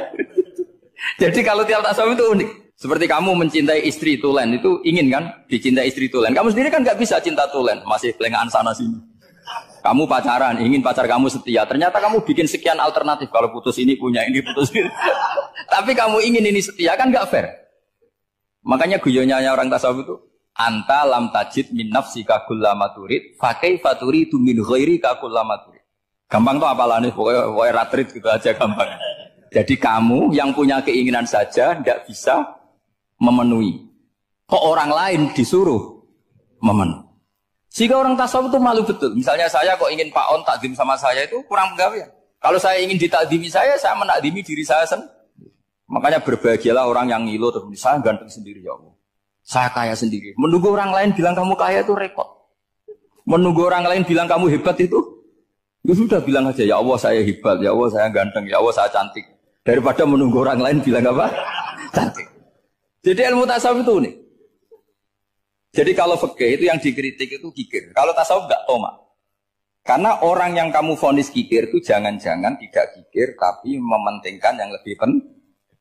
Misalnya ada teman yang tidak pernah nakdir kamu, ternyata punya ibu sakit, uangnya dianggarkan untuk ibunya yang sakit, atau anaknya sekolah, atau keluarganya masih butuh dia, ya, sehingga sama teman dia kikir. Hakikatnya kikir apa mementingkan yang penting? Tapi kamu karena gak pernah ditakdir menvonis kikir. Nah, ini pelajaran. Jadi makanya yang diantaini ilmu tasawuf itu tomak, tamak. Jadi kalau dalam bahasa Indonesia bukan kikir. Karena vonis kikir itu akan disematkan orang yang tidak kesampaian hajatnya. Pokoknya bapak saya itu, keluarga kiai itu ajarannya itu. Yang penting jangan berharap dari orang lain. Ini Pak On saksinya, saya dulu benahin terjemah itu nggak pernah ingin diperlakukan seperti ini. Yang ngaji aja. Karena pikirannya keluarga kiai itu sederhana. Kalau ngamal ya ngamal saja. Ngamal itu heroik. Makanya buyut-buyut kita semua ini kan pahlawan semua. Membela negara Indonesia jadi merdeka. Ya nggak pernah kebayang jadi presiden, menteri. Tapi sekarang nggak, ngamal sedikit saja harus jadi menteri. Jadi ini bahaya kalau dalam kelangsungan bernegara karena orang biasa transaksional. Awal negara ini dibangun berdasar heroik, bukan berdasar apa? Transaksional. Tapi sekarang orang akan membiasakan itu. Apa-apa itu transaksional. Ini tidak bagus untuk kelangsungan bernegara. Apalagi kelangsungan beragama. Sehingga seperti saya ini masih punya desa-desa binaan di Sragen, di pedalaman Papua sekalipun. Saya punya santri banyak di Papua. Itu kalau cerita itu unik-unik. Itu mau Jumatan, itu enggak ada orang 40. Sudah datang setengah 12. Itu datangnya 3 jam. Di situ mau ketemu santri 3. Akhirnya mereka tanya gini, Pak. Pertanyaannya itu, Gus, boleh enggak Jumatan orang 3? Secara fikih Syafi'i kan harus orang 4. Kemudian mereka tak bilang, buat sholat duhur saja. Mereka enggak mau. Wong Jumat-Jumat kok duhur. Harinya kan Jumat, masa sholatnya? Sehingga kita yang jadi kiai akhirnya nyari fikul madzhabil arba, nyari fikih madzhab 4. Ternyata Imam Malik membolehkan orang 6. Ada yang bilang 12. Yang penting keceluk jamun itu kelompok. Kalau 3 kan belum keceluk apa?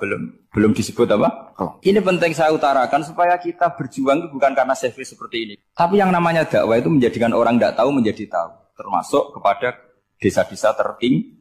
Sama. Yang namanya menteri itu pembantu presiden untuk memenuhi kebutuhan rakyat banyak. Sekarang misalnya menteri pertaniannya itu hebat, cerdas. Tapi petani nggak mau nandur padi, mau apa itu?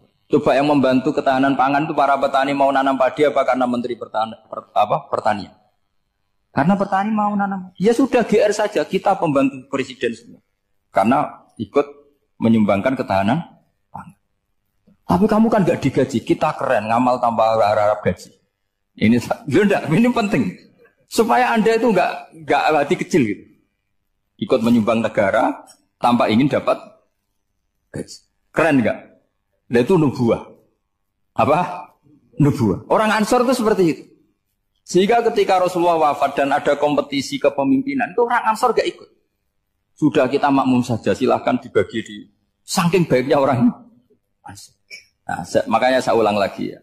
Kecerdasan nubuah ini yang enggak difahami orang Khawarij. Orang Khawarij cara berpikir yang kerja banyak harus dapat banyak. Sementara kecerdasan nubuah enggak. Yang biasa memberi terus memberi saja. Ini saya baca supaya dapat berkahnya ulama-ulama dulu. Karena ini dikarang oleh ulama yang dipakai rujukan seluruh dunia.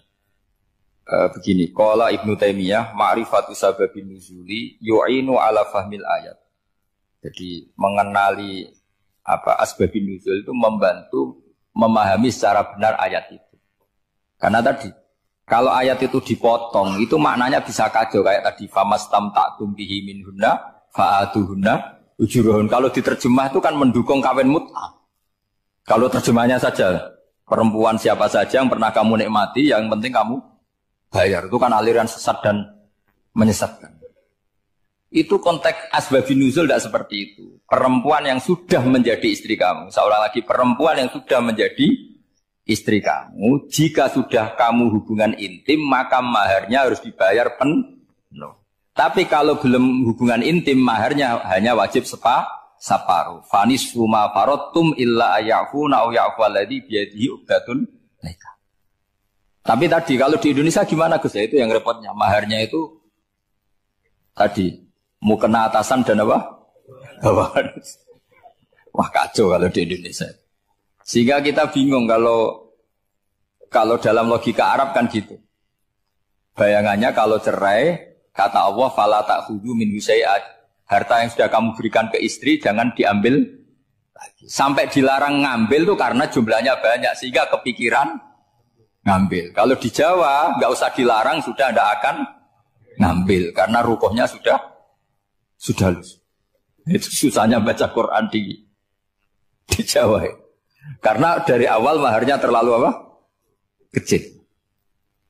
Terus beliau Imam Suyuti termasuk di sini menyontohkan yang pasti salah kalau difahami yaitu tadi ayat apa itu fa inama tuwallu fastaman wajib. Jadi beliau terus meringatkan betapa pentingnya mengenali asbabin nuzul. Karena asbabun nuzul itu gampang. Saya ulang lagi, asbabun nuzul itu gampang. Gampangnya begini ya, kan ada satu peristiwa. Misalnya begini, Rasulullah itu kan mengkritik penuhanan Lata dan Uzza. Berhala-berhala itu dituhankan, dikritik sama Rasulullah. Kemudian mereka begini, karena mereka biasa personifikasi Tuhan. Muhammad, kalau Tuhan itu tidak Lata Uzza dan itu terbuat dari batu, lalu Tuhan Anda itu dari apa? Amin fiddotin audabin. Lalu Tuhan Anda ini dari emas apa dari perak? Karena mereka nggak bisa membayangkan Tuhan tanpa dipersonifikasi. Terus Allah menurunkan qul huwallahu ahad, Allahus somad, lam yalid wa lam yulad wa lam yakul lahu kufuwan ahad. Karena otaknya mereka sudah begitu. Yang namanya Tuhan itu harus dipersonifikasi. Cerita yang paling unik gini Pak On, ada bos Islam, ada bosnya TKI yang baik. Mereka mengizinkan pekerjanya sholat. Bareng sholat tuh diingeti ke atas ke bawah, kok nggak ada arcanya. Sehingga setelah sholat dibilang, apa saya berikan berhala sekalipun? Karena nggak kebayang ada orang sholat kok tanpa berhala, tanpa Tuhan. Yang kamu sembah itu mana? Kok nggak ada? Apa tak belikan? Jadi unik. Nah teman saya yang satu unik lagi, dia termasuk pegawai Garuda yang derekno saya ke Korea itu orang pegawai Garuda. Dia karena orang kaya biasa ke Eropa kemana-mana itu. Singkat cerita dia sholat di mall. Karena nganggep Korea itu sudah negara maju kayak Eropa. Setelah sholat di mall pas asar itu, security-nya nelpon polisi. Pak polisi di sini ada ritual teroris. Jadi kalau menamakan sholat itu ritual teroris. Jadi artinya apa? Ritual-ritual yang kita lakukan itu macam-macam cara pandang. Orang ateis itu kan Cina kan Korea itu kan ya Cina lah, Korea, Jepang, RRC itu kan sipit. Itu ya yang namanya ibadah sembahyang harus ada patungnya atau ada arcanya atau ada benda-benda. Orang Islam kan nggak ada sama. Makanya mereka itu kok bisa? Problemnya kita, saya ulang lagi, ini problemnya. Problemnya kalau ada itu ya repot. Begini misalnya, ini masih tentang asbabun nuzul. Ini contoh terakhir, tentang masih asbabun nuzul. Umar radhiyallahu anhu, sahabat Umar itu kalau mencium Hajar Aswad itu sambil gedumel. Tidak berdoa, tapi gedumel. Masyhur. Itu ada di Bukhari. Alim tu annaka hajarun la tadurru wa la tanfa. Walau la anni ra'aitu Rasulullah wa qabbalaka ma qabbaltuka. Saya tahu loh. Nyium Hajar Aswad dicium, tapi sambil kedumel. Saya tahu loh, kamu hanya batu, gak mandoroti, gak manfaati. Kamu jangan GR, saya cium itu jangan GR. Kalau saja saya tidak melihat Rasulullah mencium kamu, maka saya ada sudi nyium kamu. Dah gitu aja. Terus itu tiap nyium Hajar, itu tidak doa. Kalau kamu kan gak minta kaya, minta macam-macam. Kalau Umar malah gitu. Nah, kenapa demikian? Itu ada asbabun nuzulnya.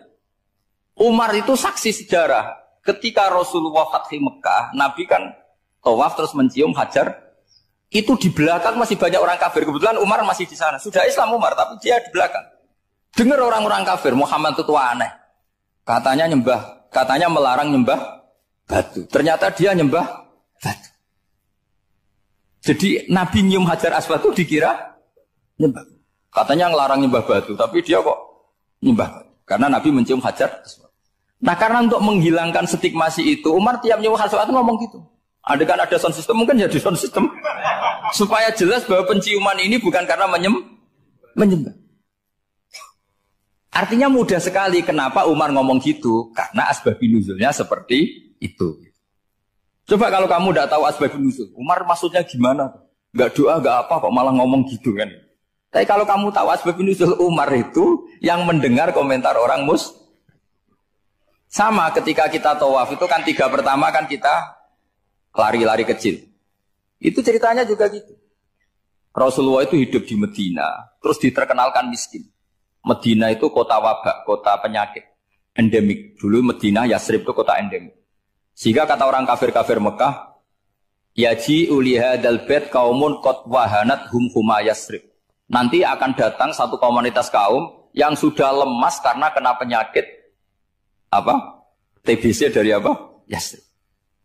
Nabi dengar itu, makanya terus bilang ke para sahabat, tunjukkan kalau kamu kuat dengan cara lari 3 kali. Terus pakai pakaian yang kelihatan maco, yaitu yang dipakai lelaki-lelaki. Baunya dikelihatan.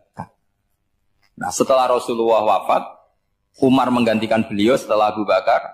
Umar bilang gini, sebetulnya tawaf seperti ini, yaitu lari pertama 3 putaran pertama lari dan memperlihatkan pundak seakan-akan orang maco itu sudah enggak perlu. Karena alasan itu sudah tidak ada. Tapi ini tinggalan Rasulullah, maka jangan rubah ya tetap seperti ini. Akhirnya meskipun sudah tidak ada alasan tadi menjawab stigmasi orang kafir, tetap tawaf seperti itu. Jadi memang agama itu unik.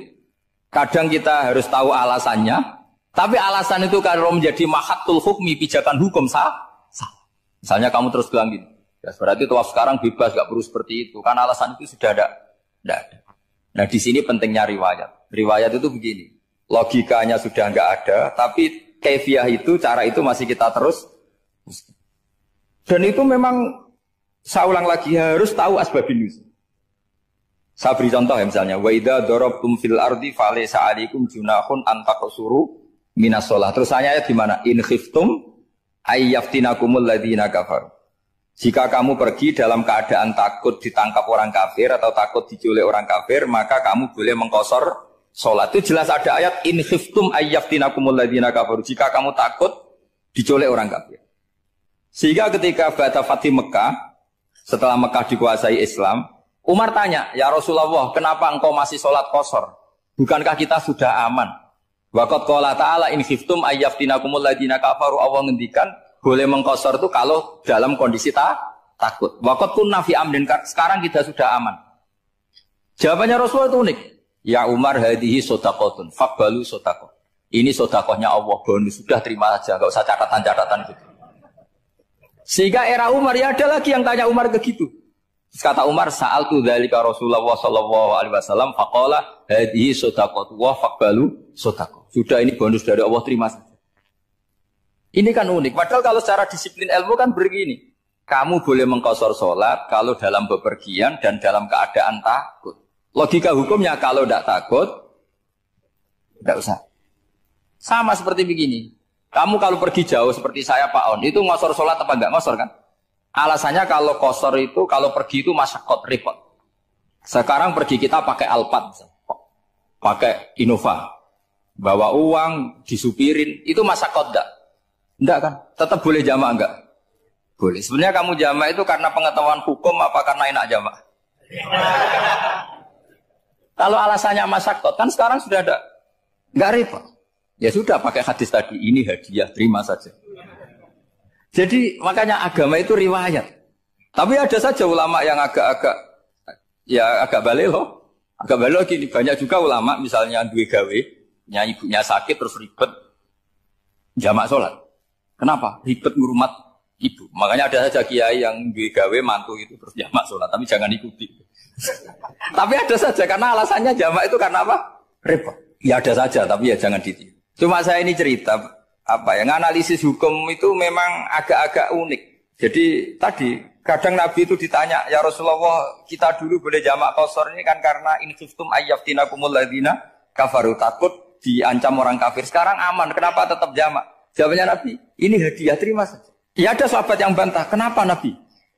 Allah itu zat yang baik, kalau sudah ngaji bonus nggak pernah ditarik lagi. Makanya Nabi kalau berdoa itu unik. Ya, siapa yang disiksa di dunia karena dosanya, fawahu akramu min ayyus sanniya uqubatahu fil akhirah.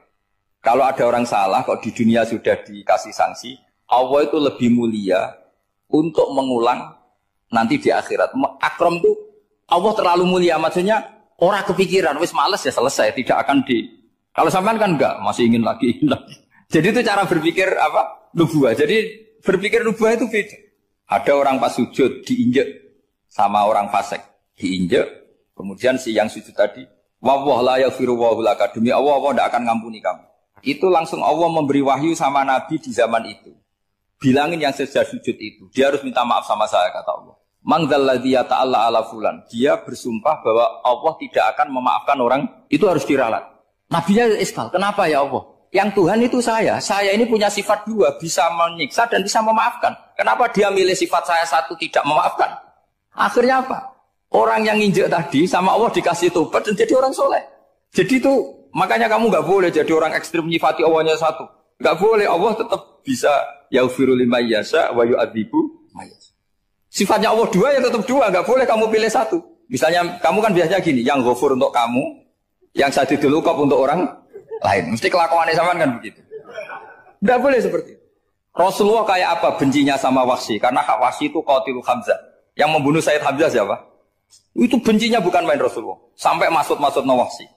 Tapi sama Allah malah diturunkan ayat laisa laka minal amri syai'un aw yatuba alaihim aw yu'adzib. Muhammad, meskipun kamu kekasih saya itu tidak wilayah kamu, maafkan atau enggak, terserah saya, kata Allah. Ternyata betul, malah Wahsy dikasih tobat. Nah sekarang enggak, orang itu nyifati Allah sama orang lain sadidul iqab, kalau sama dirinya enggak boleh seperti itu. Allah ya sifatnya tetap. Jadi boleh kamu misalnya berdoa, ya Allah mbak yang cantik itu semoga dapat jadi istri saya. Mbaknya juga boleh berdoa, ya Allah naudzubillah min dzalik. Jadi ini adu kekuatan, nanti terserah, nanti Allah pihak yang mana? Kayaknya pihak yang perempuan. Karena kasihan kan kalau cantik dapat orang apa? Jelek. Saya tuh andaikan boleh fatwa fikih, yang saya haramkan tuh orang jelek dapat orang jelek. Karena kasihan anak-anaknya, tahu-tahu jelek banget. Jadi itu kan kasihan itu. Jadi dalam Islam itu seperti itu. Jadi apapun benci kita sama musuh kita, Allah bisa saja memperlakukan musuh kita secara baik. Karena Allah itu yaghfir. Tetap kita harus sifati Allah yaghfiru liman yasha wa yu'adzibu. Jangan karena kita benci seseorang seakan-akan Allah sama dia pasti menyek. Itu yang dicontohkan Allah kepada Rasulnya, itu beliau tidak cocok sama Wahsy, malah Wahsy dikasih petunjuk. Makanya terus ada ayat apa laisa laka minal amri syai'un aw yatuba alaihim aw yu'adzib. Muhammad, tidak wilayah kamu, saya menentukan mengadab atau mengam. Makanya rata-rata kiai ulama itu halim. Orang halim itu rileks. Layinal janib, tidak gampang menvonis orang lain. Biar Allah tetap dengan sifatnya yaf'alu ma yasha, bahwa Allah bisa melakukan apa saja. Soal kamu benci sama seorang, benci saja atas nama kamu. Jangan nyatut-nyatut Allah. Misalnya kamu cinta seseorang, wah ini yang calon presiden ini harus jadi presiden. Ternyata Allah menghendaki jadi menteri, mau apa? Ya Allah yaf'alu ma yasha, mau apa coba? Yang kiai atau Pak On, DPAI, pantasnya kan Menteri Agama itu Pak On. Tapi kalau Pak yang takdir gitu mau apa? Ya sudah, Allah ya falu. Santai. Itu rileksnya ahlul ilmi, ya sudah santai saja. Ini negaranya Allah, ini kerajaan Allah, ini buminya Allah, ya Allah biarin ya falu. Mas, jadi Tuhan Allah kamu yang repot. Jadi Tuhan itu Allah kamu yang repot. Ya Allah biar tetap ya falu. Mayasa Allah boleh ya firli mayasa, ya atibu mayasa. Alhamdulillah utawi sakabehane puji kulillahi kagungane Allah ala silatihi ing atase peparing Allah. Jadi sing pertama maca napa silah napa ala silatihi ing atase peparing Allah. Mulane darani silaturahim penyambung rahim. Manan nyambung rahim iku nek iso yo ngekeki. Ora mau titip salam tok. Wong iso ya. Suma salam wahi mongko nuli te salam ya Allah lan iki ma'a sholatihi. Ya, jadi yang pertama silah pemberian atau peparing, yang kedua apa? Salat. Ala nabi yang ngatasi nabi ja kang rawuh sapa nabi bitauhid lawan beto tauhid. Waqat ara lan teman-teman dadi udo. Ara uryanan udo apa dinu agama udo anit tauhid saking tauhid. Jadi maksudnya ketika nabi rawuh semua yang mengatasnamakan sebagai agama niku pun terlepas saking napa tauhid. Jenapa waqat arad dinu anit tauhid. Jadi kepada Nabi Muhammad yang datang membenahi tauhid yang sesungguhnya saat itu agama-agama yang lain meskipun mengatasnamakan agama tapi sudah telanjang atau terkosongkan dari apa? Jadi resikone tauhid iku luwe apik timbang nuruti rasa. Mulane kula bolak-balik fatwa, bolak-balik matur. Agama ora iso dikawal mek khusyuk. Khusyuk itu kadang-kadang malah ngrusak agama. Senajan to barang apik napa? Barang. Kudu nomor 1 ku ilmu napa?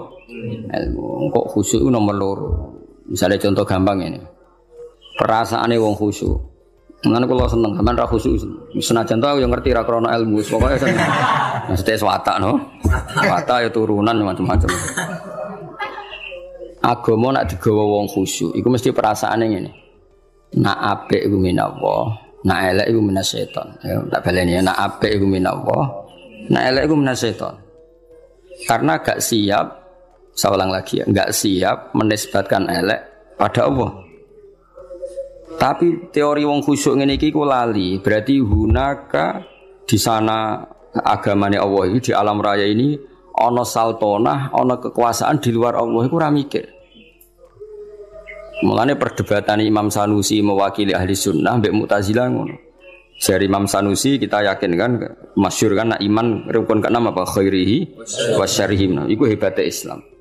Islam iku agama sing paling ngidolakno Allah, paling mentauhidkan Allah, paling mentakbirkan Allah, paling memuji Allah. Tapi wasemono rukun iman iku khairihi wa syarrihi min Allah.